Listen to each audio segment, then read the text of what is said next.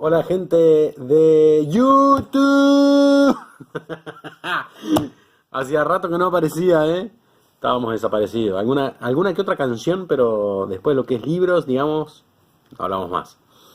Un poquito más viejo, un poquito más marcado, pero siempre leyendo.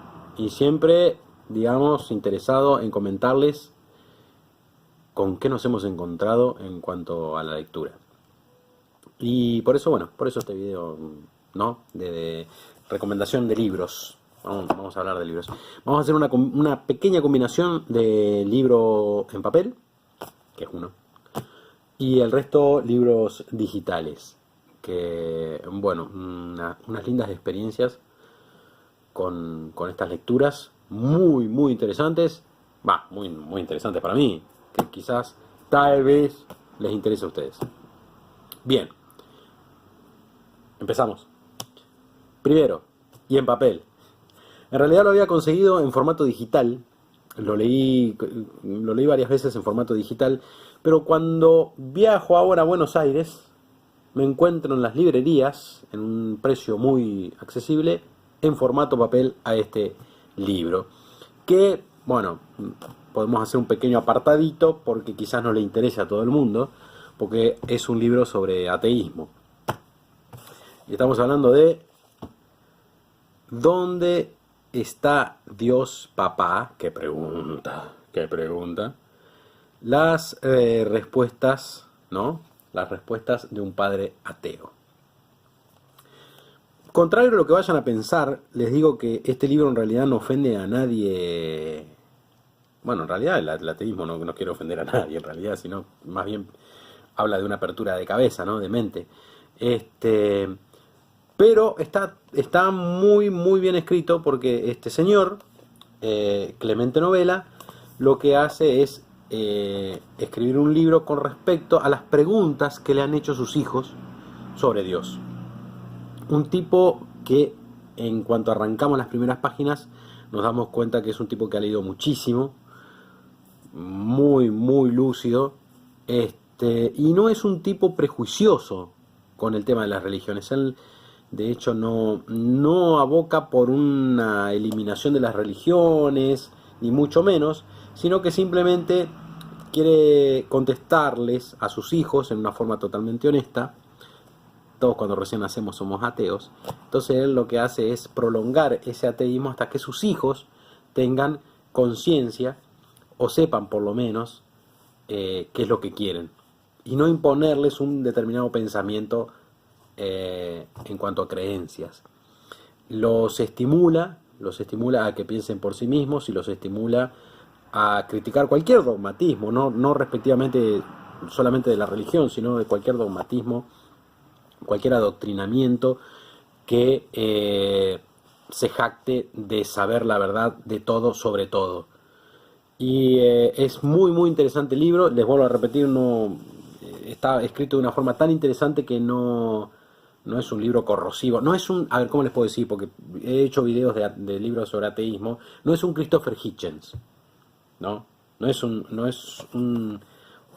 El Christopher Hitchens, digamos, dentro de su ateísmo, medio como que era muy corrosivo y con un humor negro en cuanto a la religión y con un sarcasmo que no todo el mundo toleraría, digamos, más allá de que era un genio y era un intelectual increíble. Este señor, si bien no suaviza las cosas, pero habla más bien con respeto y habla más bien de su micromundo y de su relación con sus hijos y de qué es lo que quiere para sus hijos. Me pareció un libro excelente, excelente para aquella persona que esté interesada o más bien esté en la encrucijada de no saber qué contestarle a sus hijos cuando le preguntan sobre Dios, sobre las religiones, sobre el bien y el mal, sobre el libre albedrío, sobre las creencias, etcétera, etcétera, etcétera.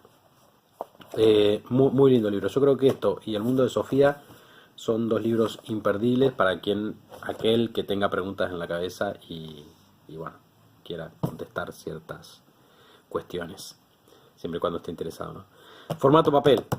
Vamos a pasar, dejamos de lado esto, ¿no?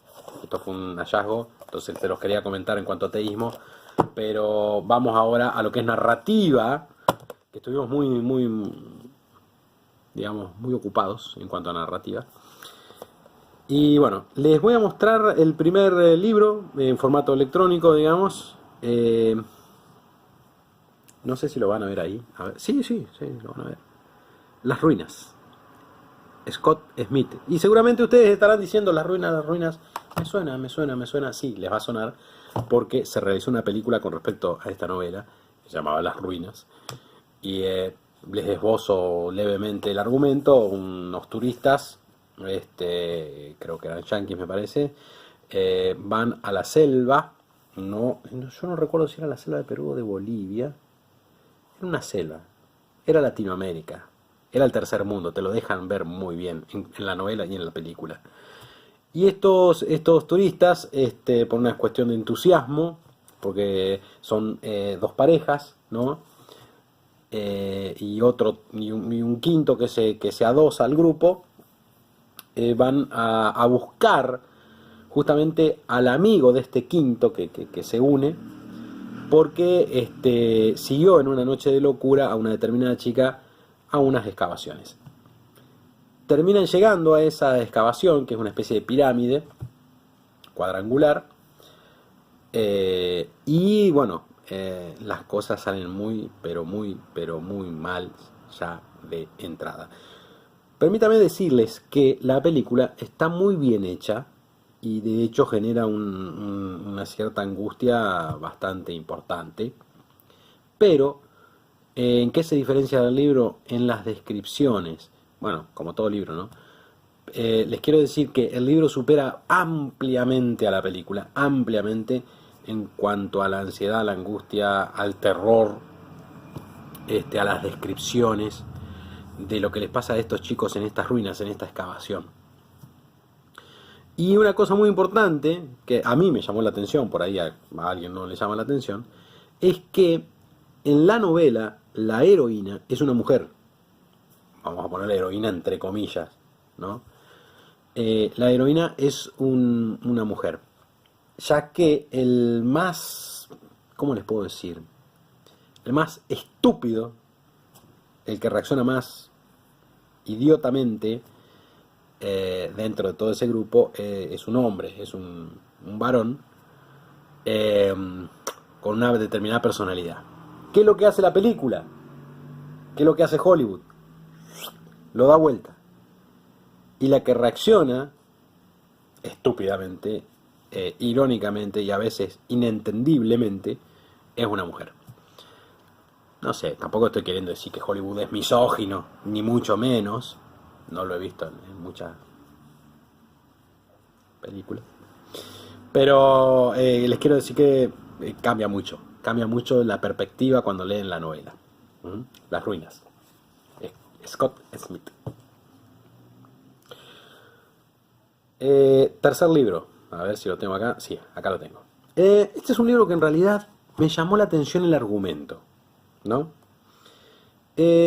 Cuando leo la descripción, narrativa juvenil, cuando es narrativa juvenil, a mí ya me entra a picar, digamos, ¿no? Porque por un lado me pica la curiosidad y por el otro lado he tenido tantas decepciones con lo que es narrativa juvenil, porque justamente hay muchos autores que se dirigen al público joven como pensando que son idiotas, ¿no? Zombies, y los subestiman al joven. Y hacen unas narrativas, algunas muy buenas, pero la mayoría malísimas. Es el caso de esto.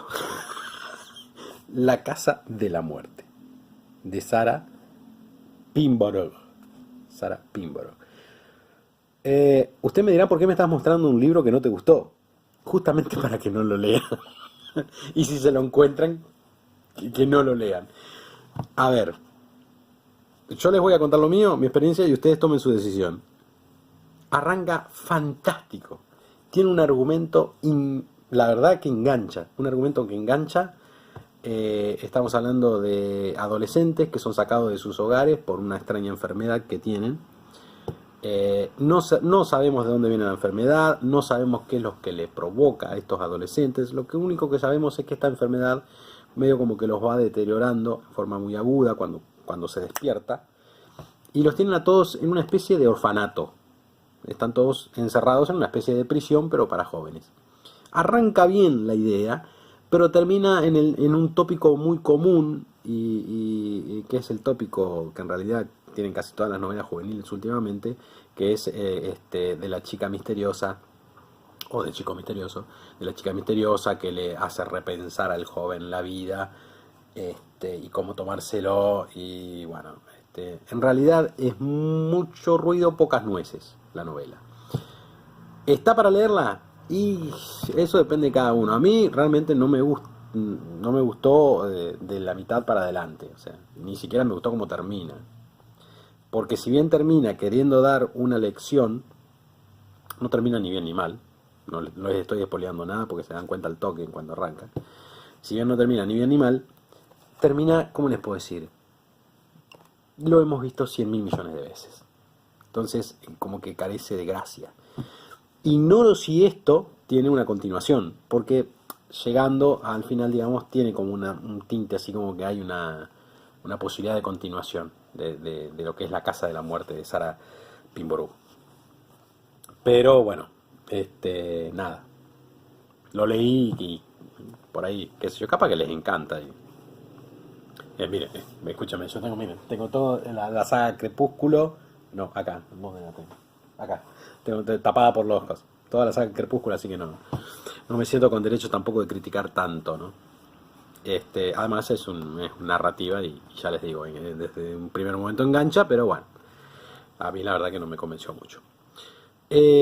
Voy a pasar a los dos últimos, que son de la misma autora, y acá sí les quiero hacer un apartado y les quiero hacer una recomendación especial.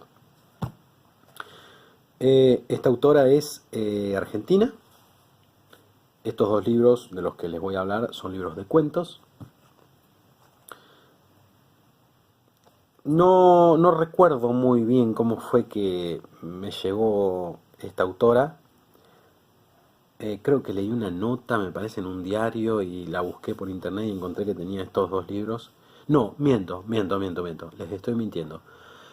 Ahora en el último Halloween, vieron que hay algunos países que realmente se toman muy en serio el Halloween, aunque no sea de Halloween el país de ellos, pero beben casi prácticamente lo que es la cultura yankee. No está ni bien ni mal, digamos, pero bueno. En uno de los artículos tomaban a autores específicos, muy famosos, y les pedían que recomendaran libros para la noche de Halloween. Y una de esas autoras, creo que era mexicana, recomendaba estos dos libros de cuentos de esta autora, Mariana Enríquez.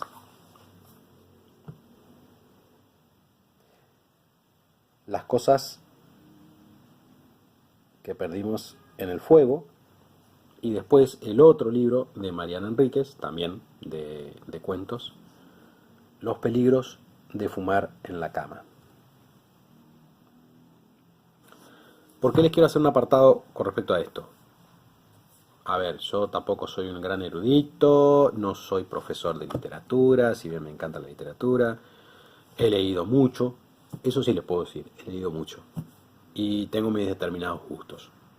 Como ustedes sabrán, he hecho muchos videos de Stephen King, de los libros de Stephen King y de los cuentos de Stephen King, y de otros libros varios en cuanto a ciencia ficción y en cuanto a terror. Me voló la cabeza. No sé cómo decírselos de otra forma. Me voló la cabeza. Cada cuento de estos dos libros es una obra de arte en sí mismo. Quizás me toca de cerca por el manejo de la palabra en el cuento, el manejo del personaje en el cuento, que es bien argentino. Y no estoy hablando de argentino en el sentido Buenos Aires, capital federal, porteño, que si bien hay muchas postales en ese sentido, sino argentino en todo el amplio territorio argentino.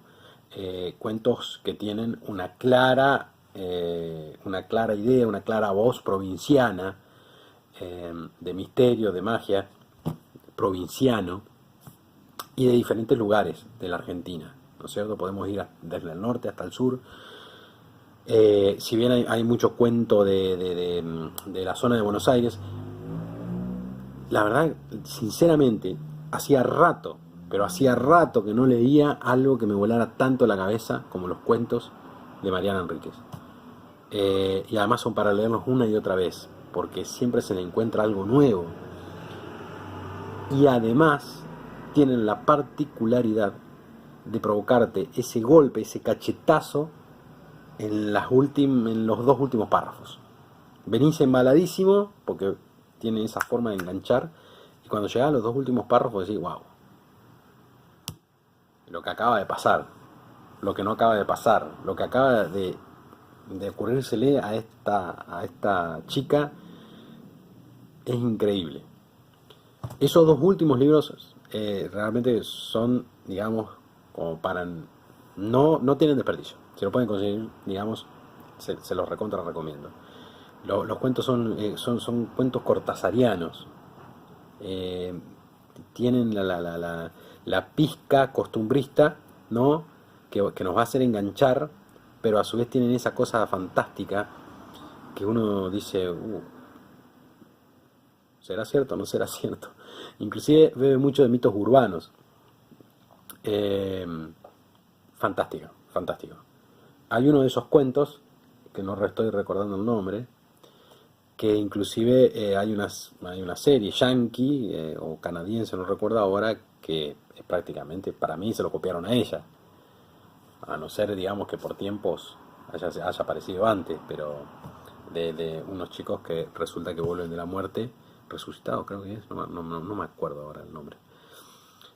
No importa. El libro y el cuento y los cuentos de por sí ya tienen una importancia para mí magistral. Les vuelvo a repetir, hacía rato que no leía algo que fuera tan...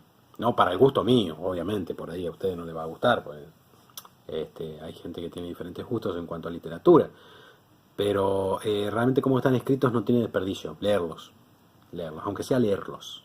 Después cada uno dirá a ver si le gustó o no le gustó, pero tenerlos en cuenta. Gente, muchísimas gracias por ver el video, muchísimas gracias por tomarse el tiempo de ver el video. Y bueno, espero que no pase tanto tiempo entre un video y otro, si bien estoy subiendo canciones, por ahí yo sé que los videos de reseñas de libros tienen más éxito que las canciones, es verdad, es una realidad. Nada, igual, es lindo poder, digamos, recomendarles cosas, ¿no? Ahora con toda esta era de internet. Si yo hubiera tenido esa oportunidad cuando era joven, quizás no hubiera leído tanta porquería y me hubiera concentrado más en cosas más específicas. Igual no reniego de las porquerías que leí porque algunas estaban buenas. Gente, muchísimas gracias por el video, por tomarse el tiempo. Nos estamos viendo en el próximo.